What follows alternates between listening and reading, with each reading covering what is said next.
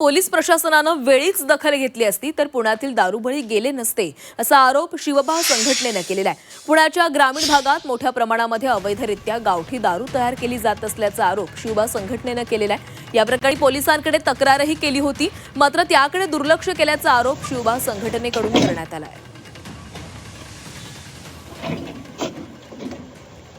600-700 litre विषारी दारू होती, याची आम्ही तक्रार माननीय अधिकाऱ्यांकडे केली होती, परंतु याबद्दल गुन्हा दाखल करा असं सांगितल्यानंतर ती गाडी ताब्यात घ्या, ती कोण लोक होते त्यांना ताब्यात घ्या, हे सगळं सांगितल्यानंतर ग्रामस्थांनाच फिर्यादी व्हा अशा उलट पद्धतीने पोलिसांकडनं सांगण्यात आलं। त्याच्यामुळे त्यांनी ही काही फिर्याद घेतली नाही। जर अगोदरच 2 महिन्यांपूर्वी जर हा सगळा विषय जर पकडला गेला असता तर शक्यतो याचेही धागेदोरे तिथपर्यंत गेले असते आणि आज ही बिचारी लोक मरताना वाचले असते।